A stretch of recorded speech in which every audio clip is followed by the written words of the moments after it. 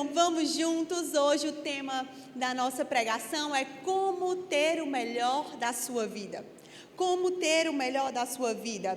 Muitas vezes a gente espera que a nossa vida, a gente espera ter o melhor da nossa vida, mas não conseguimos. Não. Foi. Então vamos juntos ler a palavra de Deus.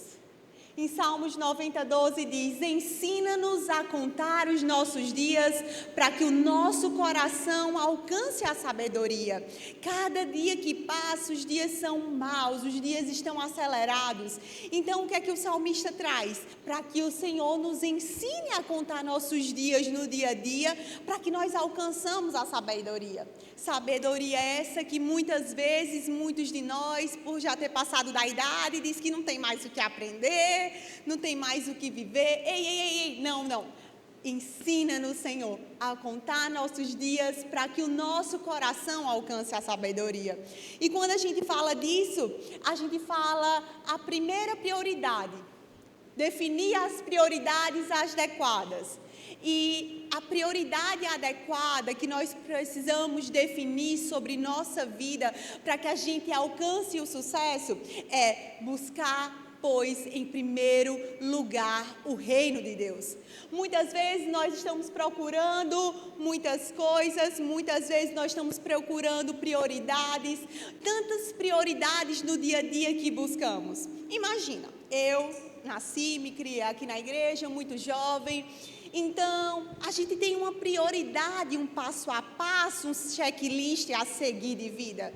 Como assim, Eveline? Você está no ensino médio. Qual é a sua prioridade? Passar nas provas, ter tudo ok. Depois, suas amigas começam a arrumar um namorado e você não. E aí você diz, precisa arrumar um namorado, eu não posso ficar para trás. E aí você começa a andar mais bonitinha, né? Minhas adolescentes, andar mais chique, em busca de um romance. Depois passa, sua prioridade é o quê? A faculdade.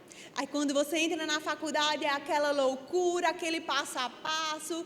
E aí você lá na faculdade está buscando o quê? Ser uma profissional de sucesso. Aí vai terminando a faculdade, não é assim? A gente já nasce com passo a passo a seguir. Casar, namorar, construir famílias. Aí você não pode engravidar no tempo da faculdade, não pode casar antes porque você só pode ter um filho após. Então a gente tem meio que uma metodologia, um checklist a se seguir. Muitos ultrapassam isso, mas outros não. Depois que você se forma, você tem um sonho de construir o seu consultório, no meu caso, né? E aí a gente tem um passo a passo de metas e prioridades adequadas. Prioridades que muitas vezes nós esquecemos da primeira prioridade de todas. E aí o que é para ser primordial, que é buscar a Deus primeiro, o reino de Deus, nós deixamos como secundárias. Então, quantas vezes nós passamos o passo a passo do nosso checklist frenético? Agora eu sou mãe, agora eu preciso ter um passo a passo da maternidade, preciso uma loucura. E aí meu foco agora não é mais meu consultório, porque já está encaminhado, meu foco é a maternidade.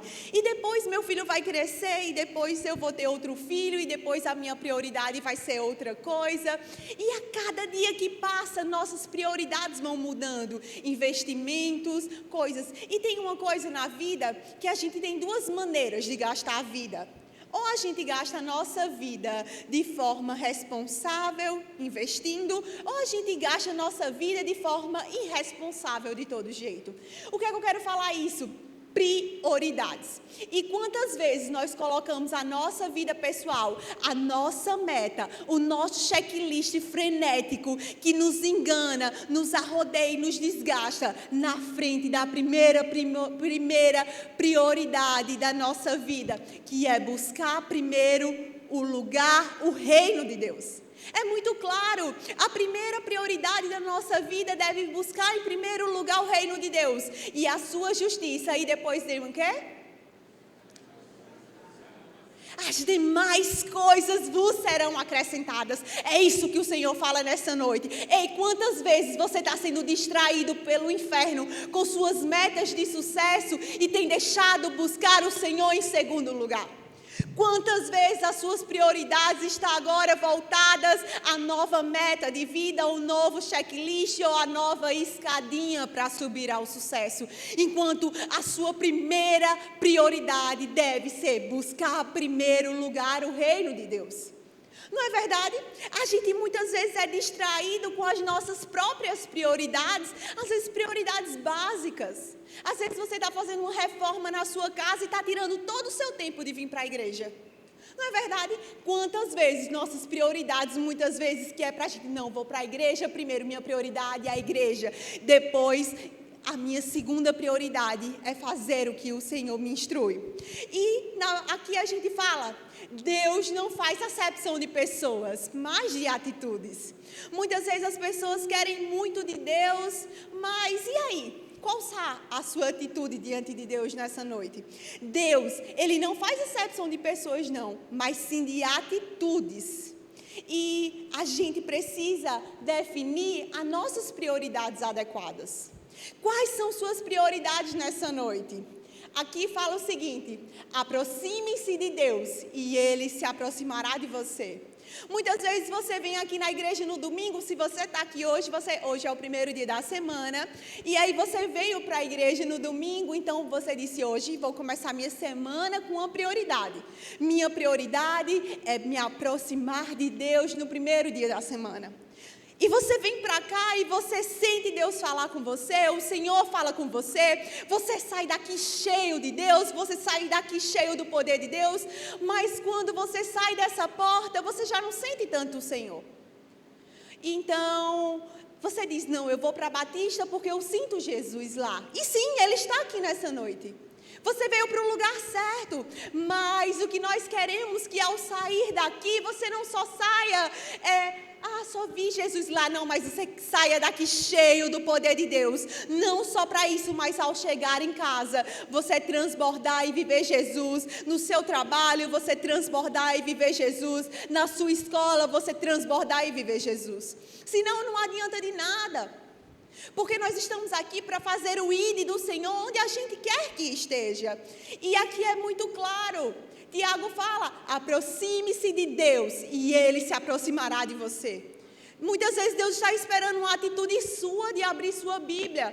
Muitas vezes Deus está esperando uma atitude sua de bater a porta. Ei, eis que estou à porta e bato. O Senhor está batendo, mas você precisa abrir a porta para Ele entrar e você se aproximar dEle. O Senhor está esperando muita gente nessa noite se aproximar dEle. É muito fácil vir aqui sentir, é muito fácil vir aqui se aproximar.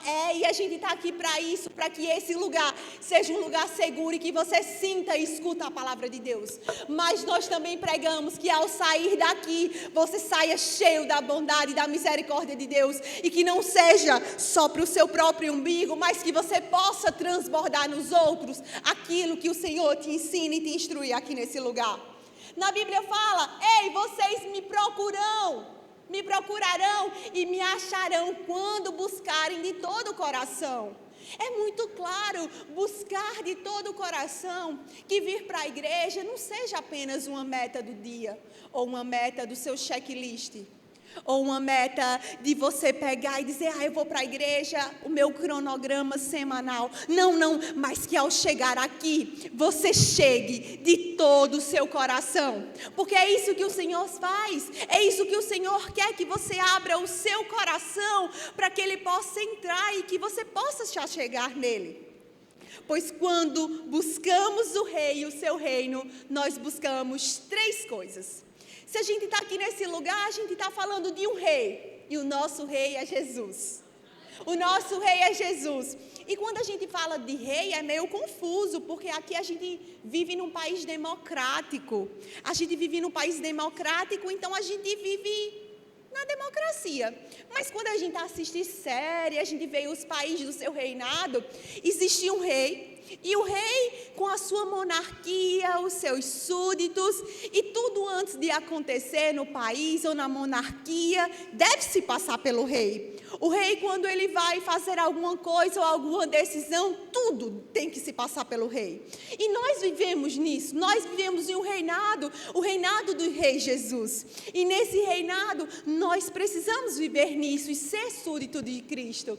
E quando nós buscamos o nosso rei Jesus e o seu reino, nós buscamos 3 coisas. Se você está aqui hoje, é sobre essas 3 coisas.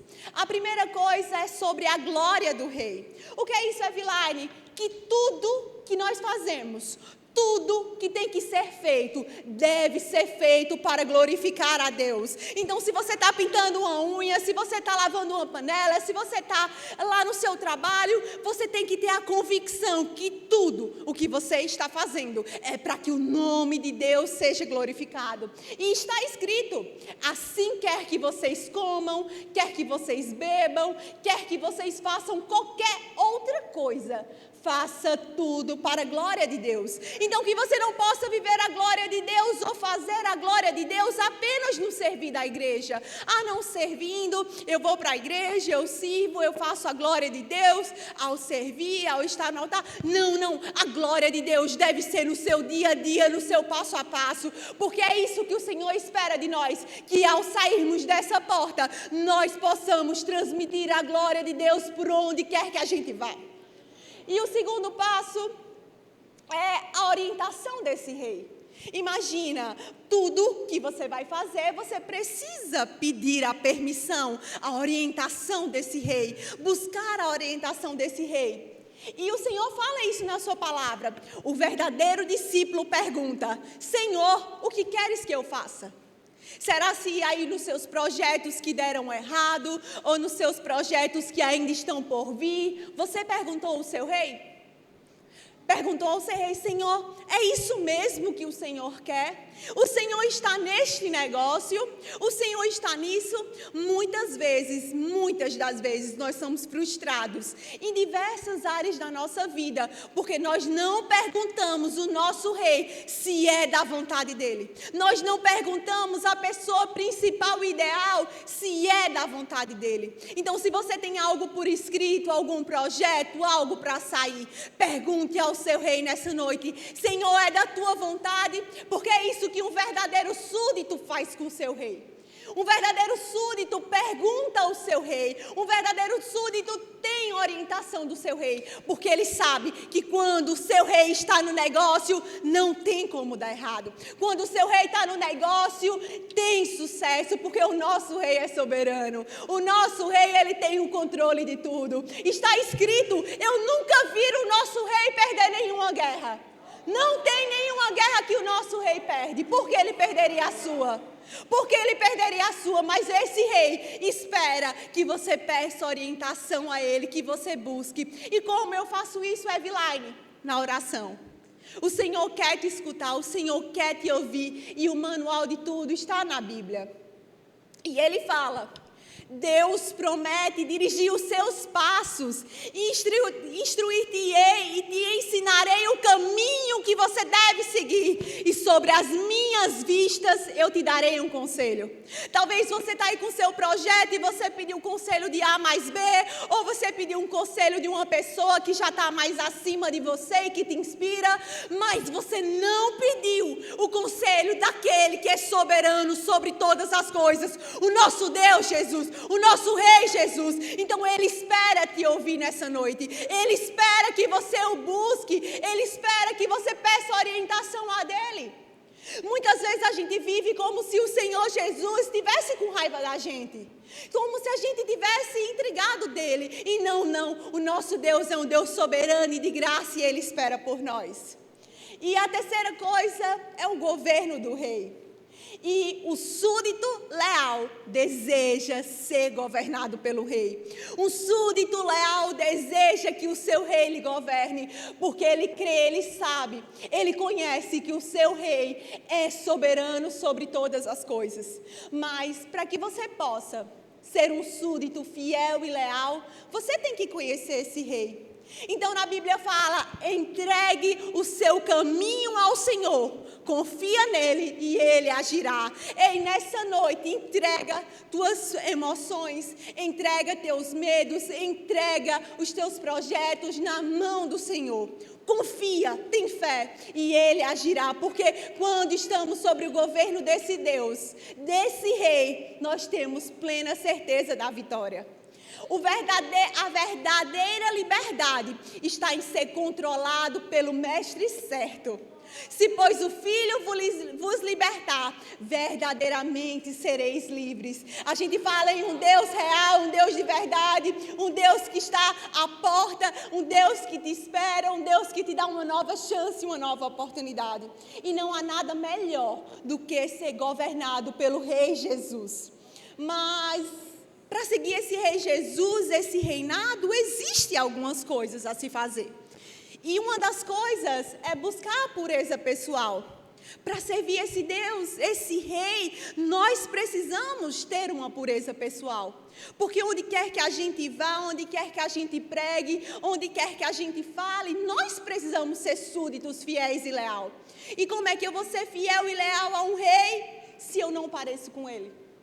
Se eu não pareço com Ele. Isso de parecer não é só sobre vestes, não. É sobre mentalidade, é sobre a boca, é sobre o coração. Ele, o nosso rei, é um rei leal, um rei amável, um rei especial. E talvez você diga, Eveline, como eu busco essa pureza pessoal? Ele te ensina. Ele é um rei tão perfeito que ele se responsabiliza em te ensinar, em te colocar pessoas certas, em te colocar neste lugar para que você possa ouvir, para que você possa meditar e que você possa representar Ele por onde quer que você vá. Porque nós nunca faremos a diferença neste mundo, até que o mundo não veja a diferença em nós. Como é que eu vou representar meu rei? Como é que eu vou fazer dele se as pessoas não veem ele em mim? Então, por isso que nós precisamos obedecer. E para muitos, obedecer a Deus é sinônimo de prisão. Mas é o contrário disso. O nosso Deus é um Deus livre, um Deus de liberdade. Um Deus que nos dá o livre-arbítrio para nós escolhermos e confiarmos que se obedecermos a Ele, nós alcançaremos a vitória. Nós alcançaremos a vitória. Então que você nessa noite busque a pureza pessoal. Já não sou eu quem vive, mas Cristo vive em mim. Que por onde você quer que ande, o que há de mal em nós é de nós mesmos. Mas o que há de bom em você vem de Cristo. Então que onde você vá, onde quer que você pise seus pés, coloque as suas mãos. As pessoas vejam, as pessoas contemplem que não é você que vive, mas que Cristo vive dentro de você. E às vezes a gente quer estar perfeito, quer estar completo, com o checklist completo, para Cristo viver em nós. E não, a transformação vem dEle, a glória é para Ele. E o Senhor fala, assim brilha a luz de vocês diante dos homens, para que os homens vejam as boas obras e glorifiquem o Pai de vocês que está no céu. O Senhor quer que você brilhe, o Senhor quer que você seja a luz do mundo, o Senhor quer que você seja. Vou lhe dar um exemplo. Letícia, pode subir aqui para me ajudar. Quantas vezes você está aqui na igreja e você não consegue avançar?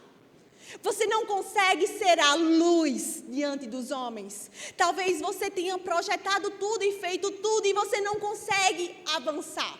Isso daqui é uma corda de academia, um elástico. E como é que funciona? A personal bota em você para que você fique correndo. Vem mais para cá, porque está dando... vou fazer um exercício, viu? Para que você fique correndo e você se canse. Então, você gasta mais calorias. E aí, o que acontece? Você vai se cansando e gastando calorias. Mas aqui eu saí do lugar? Não. Eu estou estável.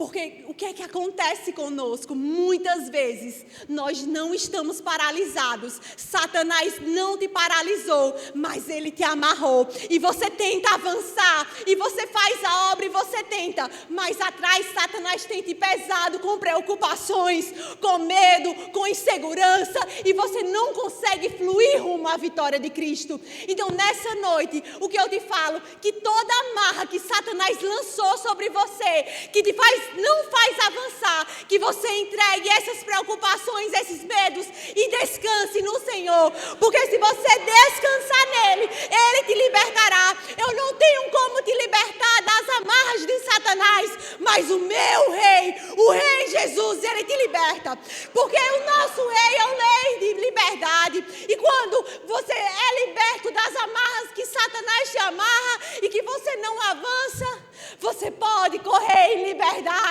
porque é isso que o nosso Deus promete, que nós possamos andar livres como a corça, alcançar lugares altos como a corça. Então quem te fala que viver em Jesus é viver uma vida de prisão é mentira. O nosso Deus é uma vida de verdade, é uma vida limpa e liberta. Porque Ele fala isso, Ele nos promete a prosperidade. E quando fala em prosperidade, nós até cantamos aqui sobre prosperidade. As pessoas acham que viver em prosperidade com Cristo é viver cheio de dinheiro, viver ostentando, viver no luxo. E não, na Bíblia não tem sobre isso. Na Bíblia tem assim, não acumule para você os tesouros na terra, onde a traça e a ferrugem destrói, e onde os ladrões roubam e furtam. É isso que está escrito na Bíblia. A verdadeira prosperidade está dentro de você. A verdadeira prosperidade é o prover de Deus dia após dia. A verdadeira prosperidade é você confiar. Eu não falo de uma vida desorganizada financeiramente, porque muitos de nós somos desobedientes. Deus dá a bênção financeira e a gente gasta com questões inúteis e sem vida.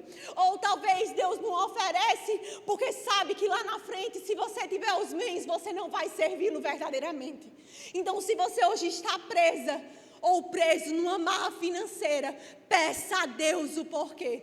Porque o Senhor disse na sua palavra que nunca viu um justo mendigar o pão ou a sua descendência passar fome. O nosso Deus é um Deus de prosperidade, um Deus que supre necessidade dia após dia. Mas sabendo e tendo a convicção que todo tesouro nesse mundo, ao partirmos, será ferrugem onde as traças vão destruir. E ele fala mais ainda, portanto eu lhe digo, não se preocupe com suas próprias vidas, quanto ao que comer ou beber, nem quanto aos seus próprios corpos, quanto ao que vestir. Não é a vida mais importante do que a comida e o corpo mais importante do que a roupa? O Senhor fala mais uma vez aí a sua vida, o seu eu importa muito mais do que a comida, do que a roupa. Quem de vocês, por mais que se preocupe, pode alcançar ou acrescentar uma hora sequer da sua vida? Quem aqui nessa noite pode alcançar nas preocupações? Satanás muitas vezes nos amarra em preocupações que não nos fazem avançar. Enquanto o Senhor Jesus quer que a gente pegue essa carga emocional de preocupação e entregue nas mãos daquele que tudo pode resolver. É isso que o Senhor quer. Por que vocês se preocupam com roupas? Vejam como crescem os lírios do campo. Eles não trabalham nem tecem. Aqui no Nexus teve uma vez que uma avó veio me falar que a neta dela todo sábado tinha que comprar um look novo para vir para o Nexus. Todo sábado tinha que comprar uma roupa nova para ir para o Nexus. Ela disse, Eveline, eu estou ficando endividada. Porque todo Nexus é um look novo e eu não aguento mais. Eu disse, calma, vamos dar um jeito, vamos fazer uma farda Nexus. E aí todo mundo economiza. Mas quantos de nós pegamos o nosso dinheiro, o nosso investimento e gastamos de formas fúteis em roupas, em sapatos ou em bens materiais onde traças corroem?